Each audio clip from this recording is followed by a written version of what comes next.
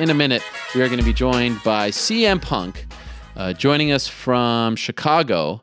And I wonder what the mood is like in Chicago this afternoon. I was going to say this morning, but it is this afternoon now. Of course, their beloved Cubbies are down 2-0 against Chris Weidman's Mets. And don't worry, I didn't get to this on the show, but Weidman, I mean, if you call me a bandwagoner for the Blue Jays, Weidman is way worse. I mean, this guy hasn't watched a baseball game in at least 15 years, and all of a sudden he's tweeting about Daniel Murphy and the New York Mets. CM Punk, not a bandwagoner. He's been driving that train for a very long time. So let me ask him directly, Mr. Punk, what is the mood like this afternoon in Chicago as the beloved Cubbies are down 2-0? Oh, I'm the biggest bandwagoner fan there is. There's absolutely no visual, audio, or any other kind of history that depicts me being a fan of either the Blackhawks or the Chicago Cubs anywhere. At least that's what I read on the internet, so it must be true. What is going on with you and the internet, by the way? Can we just address this? What is happening here? I have no idea. I'm minding my own business. I got some fake ice for my fake shoulder injury right now. My dog is trying to eat a cookie that he's not allowed to have, and life is good. We will get to that in a second, but I thought I had it bad, and then you like retweet one thing or say one mention, and I mean, the worst kinds of humans pop up on my timeline. I'm like, where are these people coming from? Oh, that's right. You just retweeted something or mentioned me. How do you stomach it? Well, what's the point? You stomach it by not reading it. Okay. That's what you do. Otherwise you'll just go fucking insane. It's a cesspool of humanity, you know. Do you even read your mentions anymore? No, I do occasionally. Always confused. I think it lies in with the confusion of I don't understand the idea of saying something nasty to me, getting called out for a personal attack, and then me defending myself, and then it's somehow, I mean, I guess everybody wants to be Twitter famous, so like, I've played into their hands, and I've given them their 5 minutes of Twitter fame, and I guess that's what they were looking for. Sometimes I don't do it, sometimes I do. I don't lose sleep over it either way. Yeah, it is a crazy thing. You just Google your name, and like the top articles are about your Twitter activity. It's a bizarre thing. Strange, right? Yeah. Must be a slow news day. Okay, so let's talk about you. You mentioned the shoulder. Around 11 days or so, ESPN reported after speaking to Duke Roufus, your coach, that you had suffered a shoulder injury. We have not heard from you. So what's the status of this injury? Well, I dodged a bullet. The doctor on the MRI said that nothing was torn. We were originally concerned that it was labrum or rotator cuff, and that's not the case. I might have slightly tore something. Unfortunately, MRIs aren't 100% conclusive, is what the doctor says to me, which is probably the worst thing you can say to me, because now I'm all fucking paranoid that something is torn and this isn't getting any better, because it's been really, really frustrating. But I take it day to day. I find other stuff to do with my time, and I bust my ass and try to get back to 100% so I can continue training. How long ago did it happen? August, end of August. Oh, wow. So it's been quite some time. Yeah. Is it feeling better? It's exponentially better from when I did it. Yeah. I'm still dealing with some pain. My range of motion is back once it's warmed up and working. My strength, I wouldn't say is 100% back, but it's getting there. Yeah, it's a ton better than what it was. What led to the injury? I was sparring. We were on the ground. Guy had his hooks, had my back, and I ditched his right hook, and I turned to get on top, and I had all my weight on my elbow on the mat, and thing just popped. It was like one of those pops where like everybody in the room just kind of stops and looks. Oh, man. Yeah, that was me. So, but I finished the round. I sparred another round after that, and then finished the workout, and then mopped the floors like I always do. Because I honestly, in my gut, I was like, that didn't sound good. This is gonna need a surgery. And then I got pretty depressed, waiting for the MRI, and thankfully the MRI said that nothing was torn. So it's just one of those things, It's just another hurdle. That's the way I look at it. When you say you got pretty depressed, I mean, did it make you reconsider this whole venture, this whole thing that you're on, this ride, this journey that you're on to get to your UFC fight?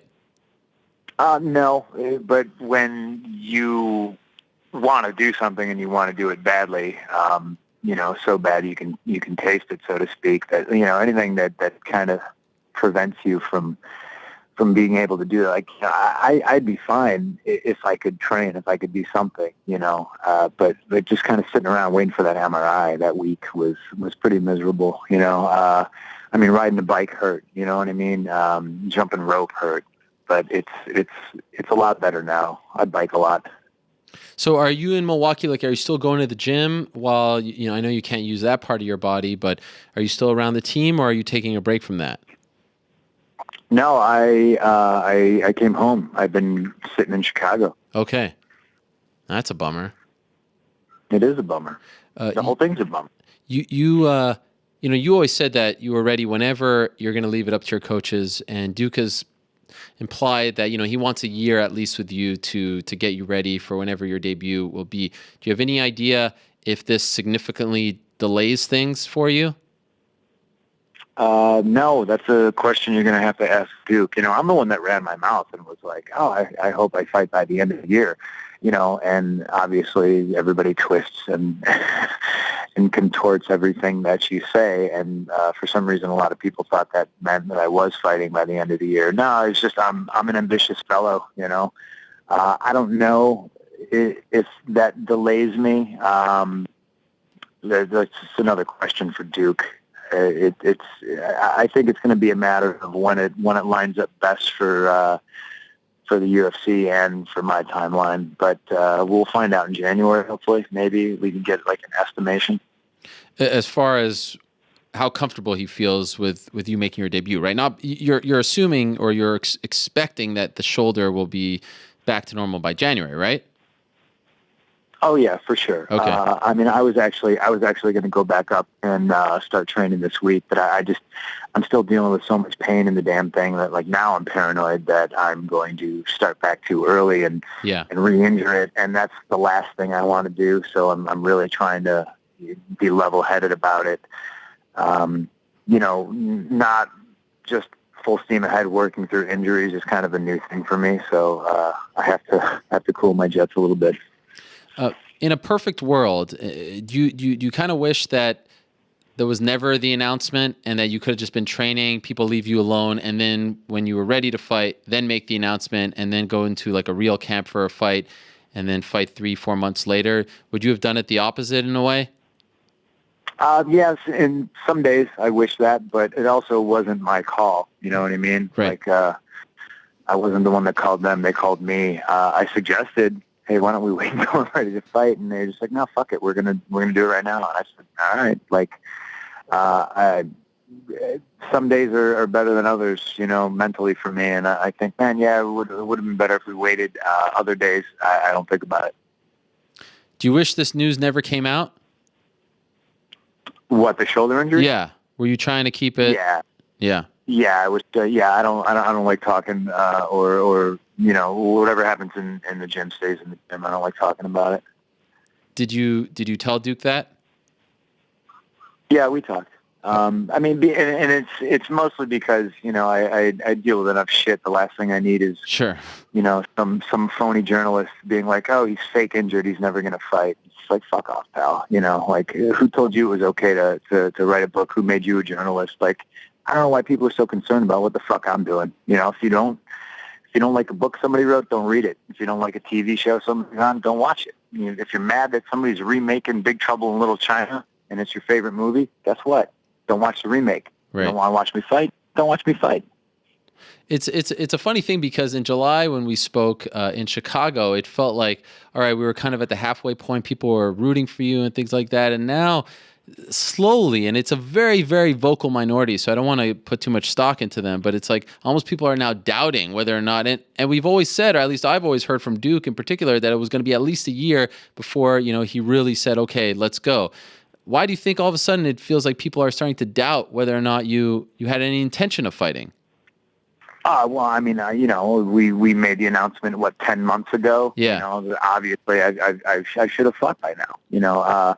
I think it has a lot to do with, impulsive people. They have short attention spans. It's nice. That means they want to see you fight. As much as they pretend that, oh, this is terrible for the sport and we hate him and we're not going to support it. They're going to watch it, and they want to watch it. And that's the funny thing about it. It's like we got him, and they can say it's a PR stunt and they can say whatever. But I know.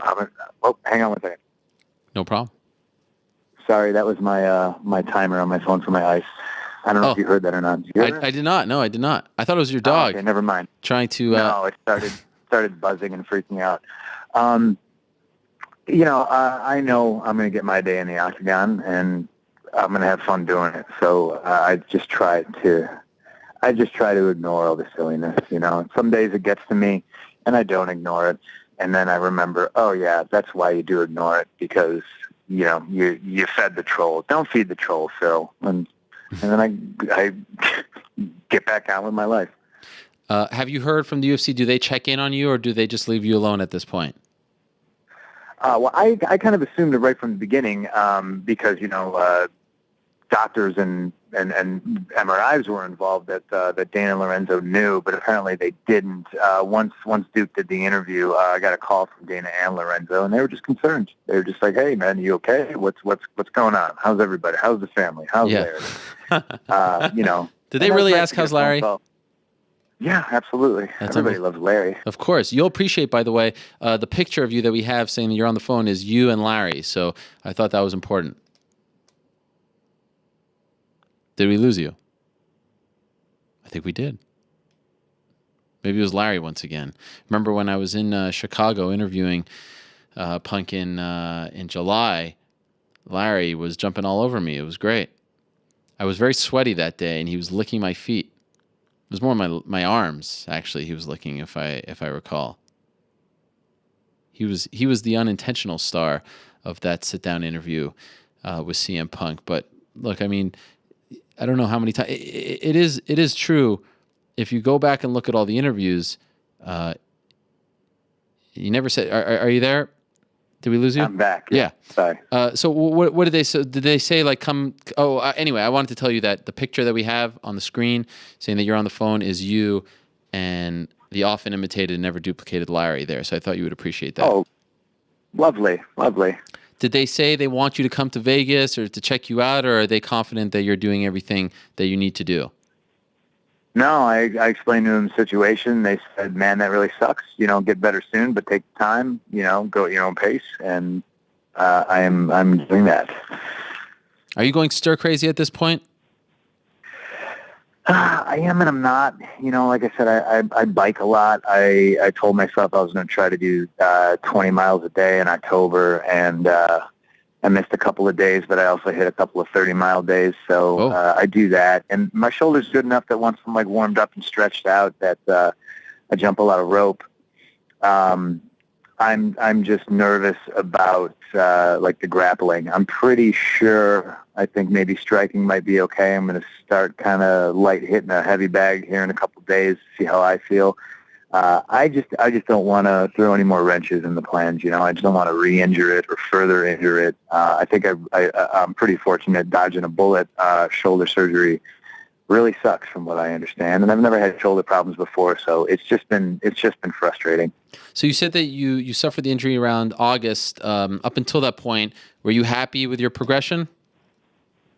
Dude, let me tell you, obviously nobody's going to believe me if I say I'm Anderson Silva, and obviously that would be a fucking lie anyway. Sure. But I was having a great day that Monday, sparring. I felt good, and then this happened. It's kind of the most frustrating thing about it, I felt like I was turning the corner a little bit in certain aspects, and I definitely don't think I was overtraining or anything like that. I mean, I trained a lot, but it was just a freak accident, Did they again before the injury? Were there any talks yet about when the debut might come? Nope. Duke is very adamant about not discussing that, okay. And he's dead set on being with him for 12 months before he even entertains the idea. I wonder, and again, he's a responsible coach. Sure. What I mean? I wonder if now it's like these months don't count, and it's now in a real timeline, 14 months. You know what I mean? Okay, well, if you look at it like that, like say I was with Duke for a year and then he was like, okay, you're good to go, and say I was going to fight in February and now what, I fight in March or April, like who the fuck's upset about that? It's the same people who said they didn't want to see me fight in the first place. Right. So shut the fuck up. Like, don't watch it. Don't pay attention to me. Don't follow me on Twitter. I don't know why they torture themselves. I'm such a heathen in their eyes. Like, then don't associate with me. Don't write articles about me. Don't talk to me about you. Don't just leave me alone. Sure. Leave me alone. Why do I get the feeling that they will watch and write articles and things like that? Of course they will. Of course they will. That's my whole point. The same people who complained that I was going to come on here. What's he going to talk about? There's nothing to talk about. All right, but these are the same people who have asked me 6,000 times to be on their podcast, and I decline because I don't want to be on their podcast. When you're a friend of mine, you asked me to come on. Obviously, let's chat. And there's plenty to talk about. Cubs, Blue Jays, Blackhawks, my shitty shoulder, Larry, everything. We talk about everything. By the way, when you announced that you were going to fight, you received messages and invitations from all kinds of people. When this news came out about the injury, did anyone reach out to you and say, I've dealt with the same thing, this is what you do? Anyone from the team? Has anyone really gone above and beyond for you? I mean, everybody on the team, there was a lot of people that didn't know, and then they would text me like maybe four weeks later and be like, dude, where are you? I'd be like, oh, you didn't know I was hurt. But guy like Eric Koch, he was just dealing with the same thing. He had a knee problem. He had to pull out of a fight in July in Chicago, and he just got back to training. I think he's already got a fight in January. So yeah, like they're super helpful, keeping me, mentally happy and focused on the task at hand, and they just want to see me back in the gym as soon as possible. Are you happy with the decision to be in Milwaukee and go to Rufus? That's all staying the same whenever you come back. Yes, obviously, I'm happy there. I'm still happy there.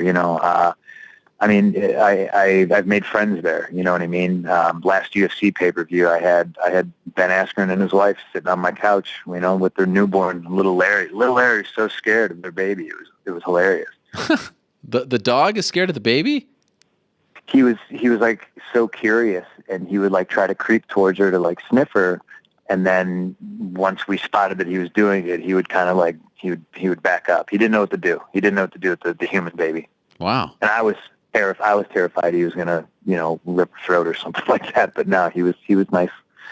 I always feel like you have a thousand things going. You're writing comic books, things, anything outside of this fighting world that I may not be as in tune with that you got going on these days.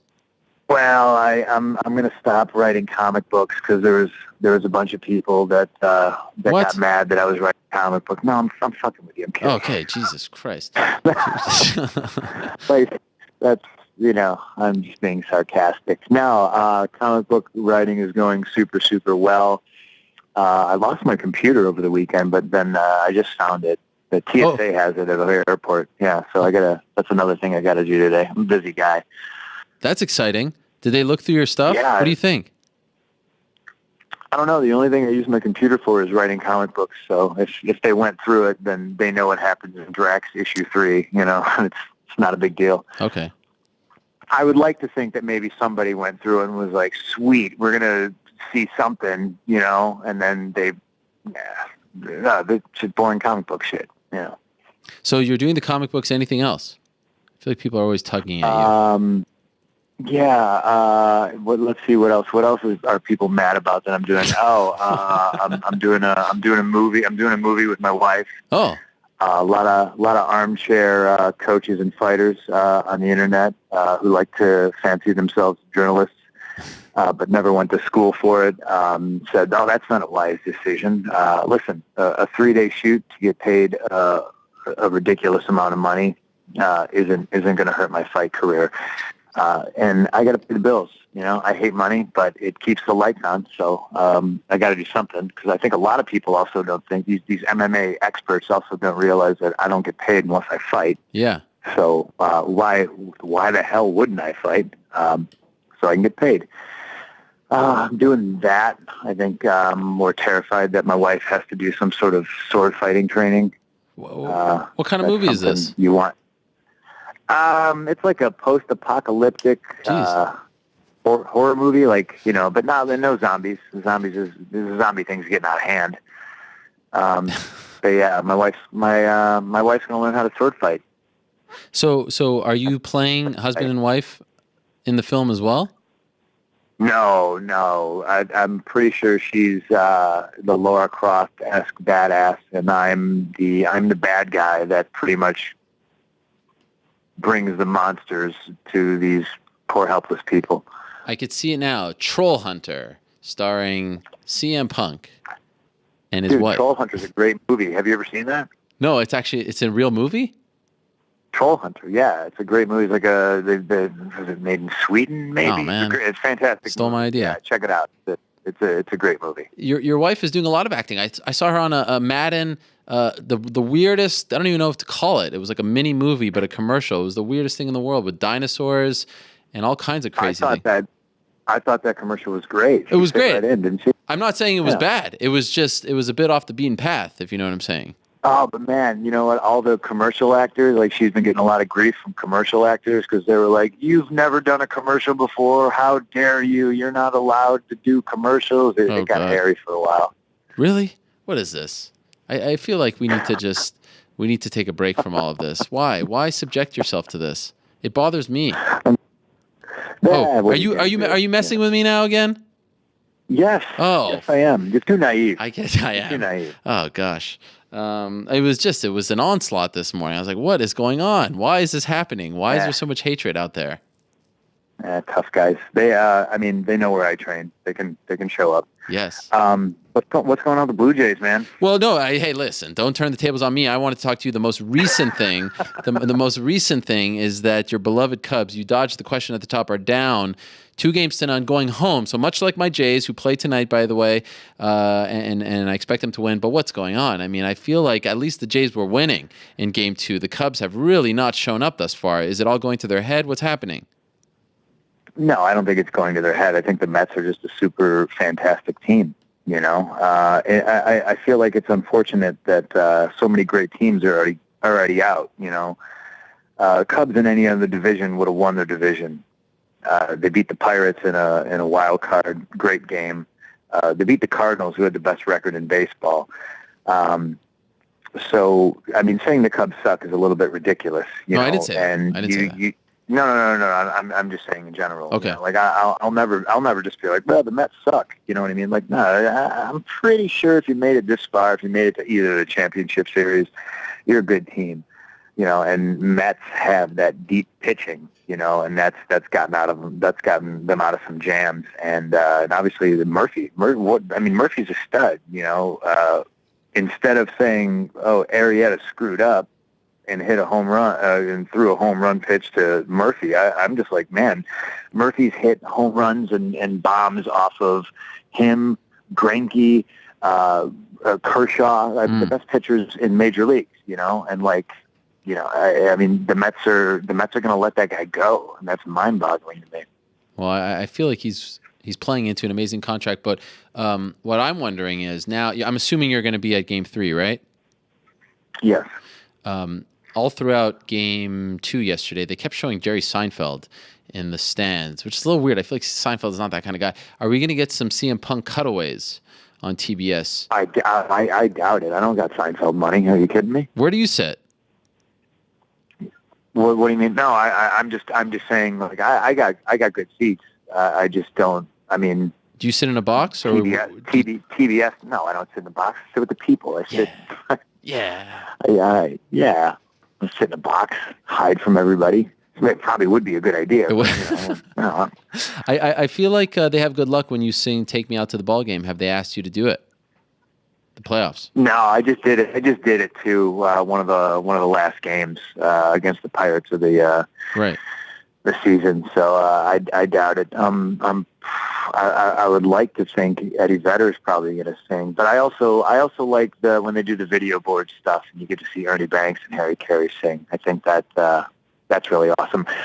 Actually, a good question. They do. Was it God Bless America? Yes. Is that, God, I hope they don't do that at Wrigley. That's really going to suck.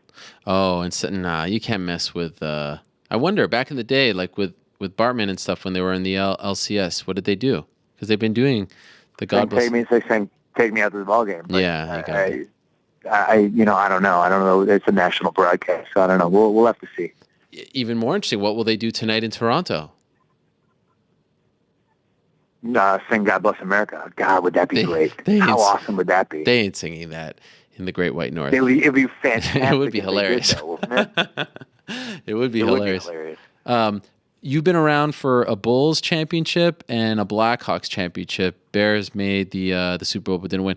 Would the Cubs winning be greater than all of that? As far as the reaction and all that, or are we overplaying it? The way I always feel about it, I always feel like there's Cubs fans and then there's Wrigley fans. And I think to understand that, you have to know about the area. And there are people who, they don't care about the Cubs. They don't care about baseball. They go out socialize and they go out as an excuse to get drunk. And I feel like those would be the same people that would use the Cubs winning anything as an excuse to, like, commit some sort of horrible property damage, So it's a mixed bag. I kind of worry for the city. When the Cubs do win the World Series, but they had it pretty much on lockdown. When they beat the Cardinals, there was cops on ATVs, cops on horseback. There was they took care of things pretty well because everybody gets drunk at the game and then filters out and then goes to bars, so it can get pretty hairy. But they took care of it. Last thing, I'm not worried about your shoulder. I'm not worried about whether or not you're going to make your UFC debut. I'm confident in all of that. I'm confident the Cubs are going to win at least a couple of games and make this a series. I am worried, though, about the basement-dwelling Chicago Blackhawks. I mean, what is going on here? 3-3. Basement-dwelling? Well, pretty much. I mean, let's be honest. Listen. This is a team that has played the most hockey over the past 5 years over any other team. Coming in a distant second would be the LA Kings. These guys are probably grizzled. I think they took a little bit extra time off before their training camp started this year, so they're tired. They haven't got their legs under them yet. And plus, a lot of guys got shuffled out and new guys got shuffled in. So there's still guys trying to carve their way onto the roster. We got a bunch of young Russians on the team now. I don't even think Panarin speaks English, which is pretty funny. Speaks hockey, though. He's doing awesome so far. So it's way too early in the season to worry.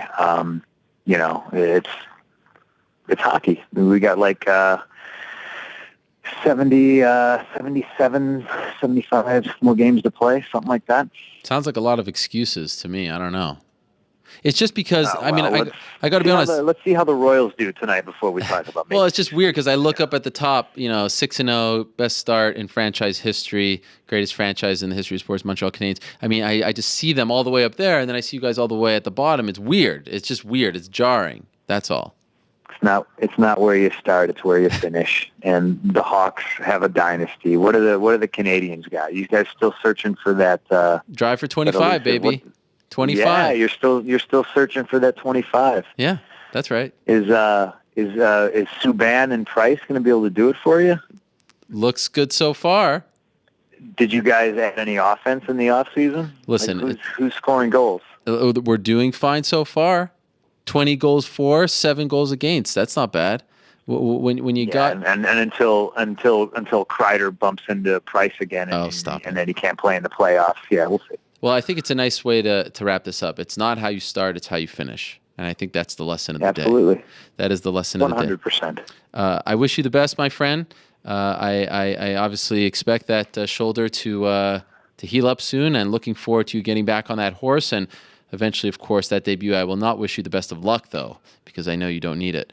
But thank you for coming on. I appreciate it greatly. It means a lot to us. I appreciate you clearing the air and the physical therapy, all that stuff. Just a bit of a bump in the road, and looking forward to you getting back in the gym and doing what you set out to do.